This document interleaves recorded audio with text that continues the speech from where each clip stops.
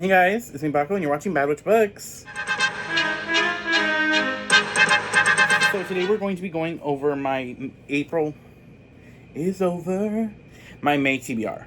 It is already May. How the hell did we get here? I don't know. But let's get to it, shall we? We're going to go over book club picks first. So I have 2 books. I'm in 3 book clubs. So the first book club we'll talk about is mine. And the book club for my Enchanted Forest book club this month in May is going to be The Final Strife, shown here. I don't have the description. I don't have the book. It's in the mail. But I need to film this because I want to just get it done with.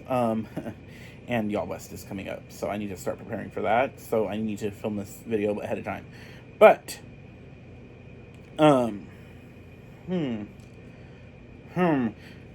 this book is about what I know it's about. I think it follows 2 or 3 characters, and they're all in different rankings of the caste system. We have one that's a royal, one that's not, and one that's like a servant class, and one that is like the worker, We have worker class, royal class, and I think like the below worker class. And I know it's like a political revolution story. I have heard nothing but great things about this. I will be reading Feybound very soon.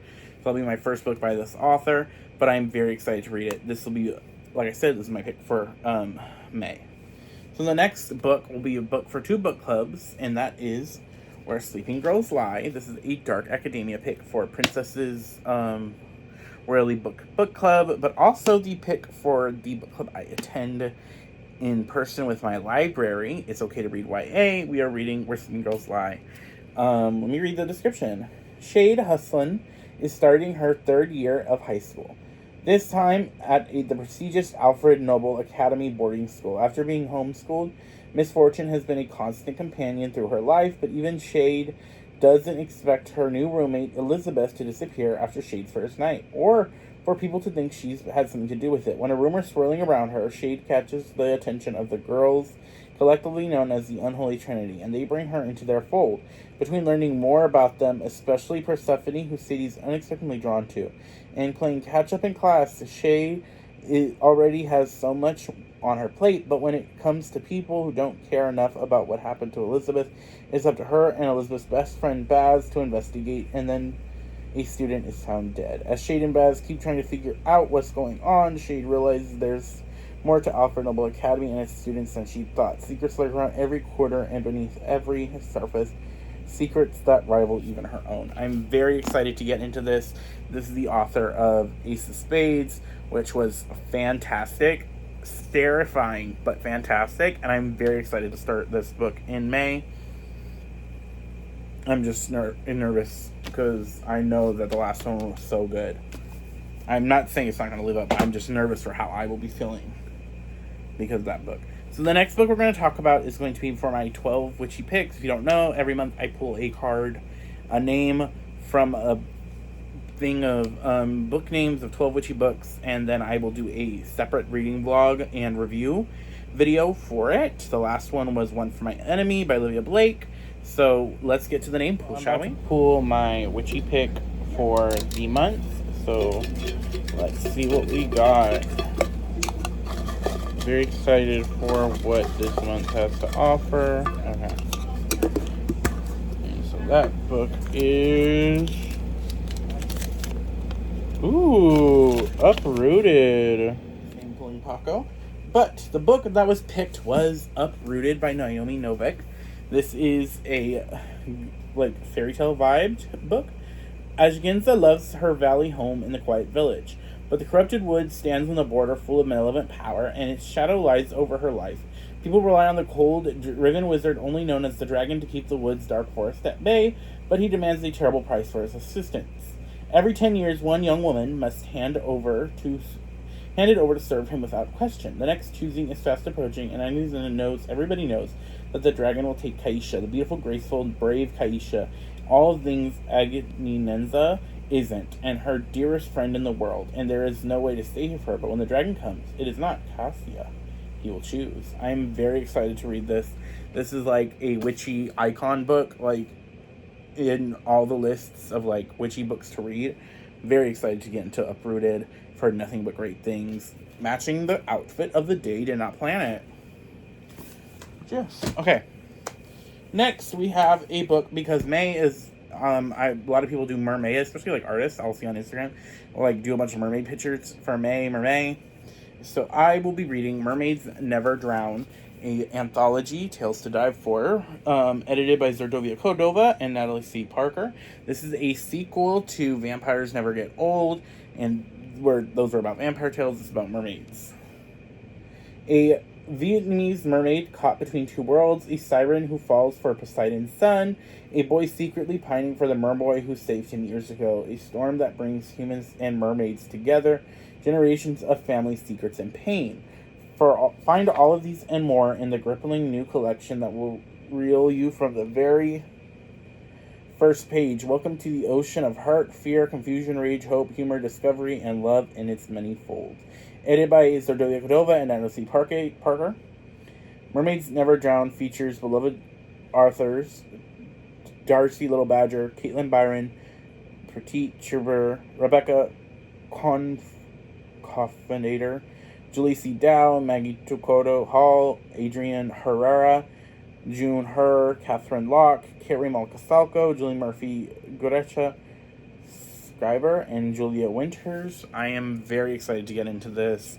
Love me a good mermaid book. This also fits for the Reddit. I'm doing me and Princess are on a challenge to do the Reddit fantasy bingo board, and this fits for one of the prompts for that for me. So, yes. Okay.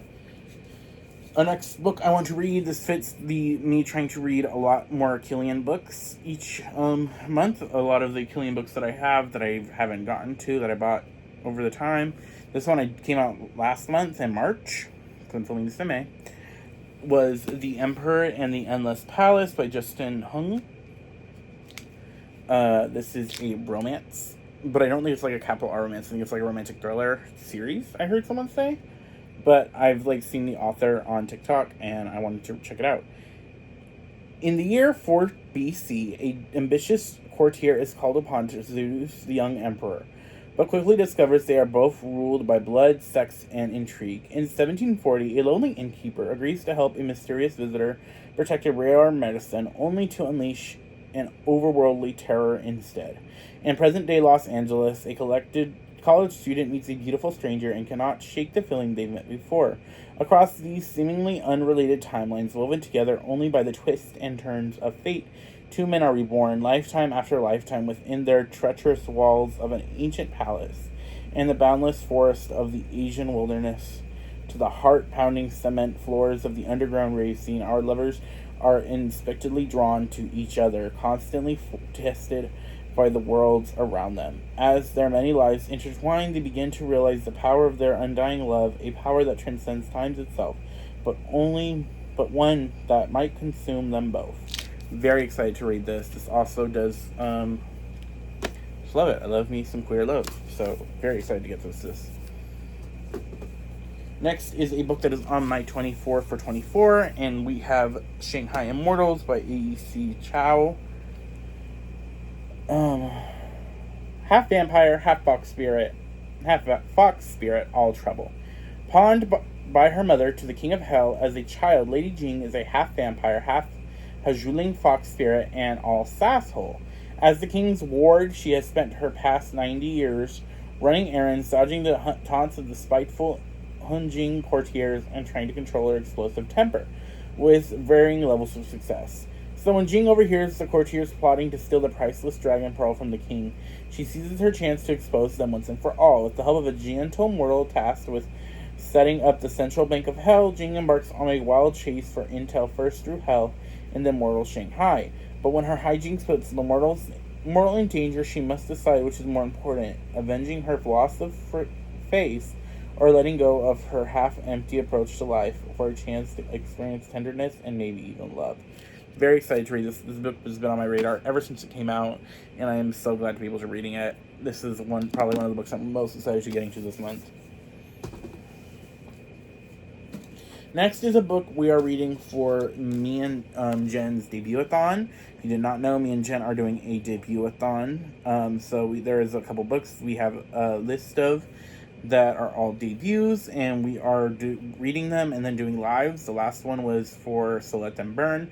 We were originally going to be doing in May the talk was going to be for Voyage of the Damned, but the U.S. Voyage of the Damned is not released until December, or near the end of the year. Not December, but like in the end of the year. So we're going to be moving that live later, and we are doing this one came out in April, but the talk will be near the end of May with our secret guest, and that is To Gaze Upon Wicked Gods by Molly X. Chang.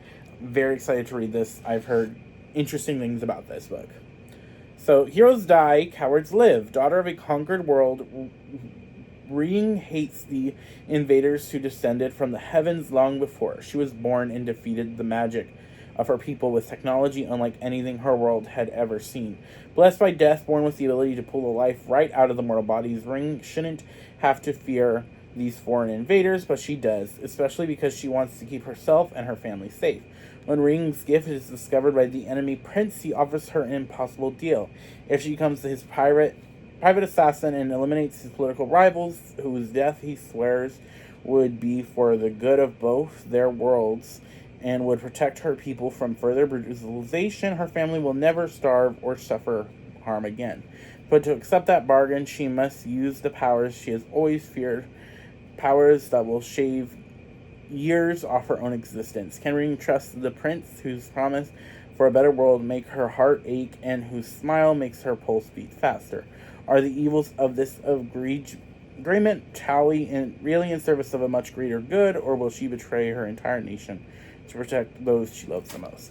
Very interested to read this, especially after some of the conversations that are being had about this book. I'm very interested to read them and see what I think. But also gorgeous cover. I wish it wasn't so shiny because of like the camera, but great cover. Next book is another book from my 24 for 24, and that is Immortal Longings by Chloe Gong. This is a Cleopatra and Mark Antony retelling. Every year, thousands of kingdoms of Tanlin will flock to the capital twin cities, San-Er, where the palace hosts a set of games. For those confident enough in their ability to jump between bodies, there is a fight to the death across San-Er for a chance to win unimaginable riches. Princess Kala Tulisman lurks in hiding. 5 years ago, a massacre left her parents dead and the palace empty, and she was the one who did it. Before her uncle King Kasa and his forces and San can catch her, she plans to finish the job and bring down the monarchy. The king always greets the victors of the games, so she wins. She gets her opportunity to kill him at last.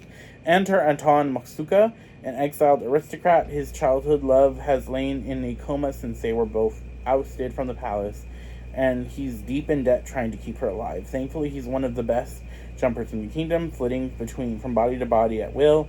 His last chance at saving her is entering the game and winning. Kala finds both an unexpected alliance with Anton and helps from King Kasa's adoptive son, Augustus Shinzi, who wants to mend Talon's ills. But as the three of them have very different goals, even Kala and Anton's partnerships brought into something all-consuming. Before the game's close, Kala must decide what she's playing for, her love or her kingdom. Very excited to read this. I love Cleopatra and Mark Antony, so I'm very excited to see how Chloe Gong translates to adult, because I really liked her Shanghai Secrets world. So I'm excited to see how she is not in that world, because of so I'm interested to see how I like this. Next two books, I don't know if I'm going to get to. They're going to be the least priority on the list. But that is A Magic Steeped in Poison by Judy I. Lin. This is a very popular YA book that I've been on my radar forever. For Ning, the only thing worse than losing her mother is knowing that it's her own fault. She was the one who unknowingly brewed the poison tea that killed her mother. The poison tea that now threatens to also take her sister, Shu.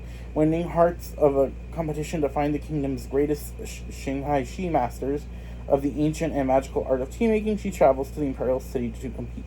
The winner will receive a favor from the princess, which may be Ning's only chance to save her sister's life, But between the backstabbing competitors and bloody court politics, a mysterious and handsome boy with a shocking secret, Ning must actually be the one in danger.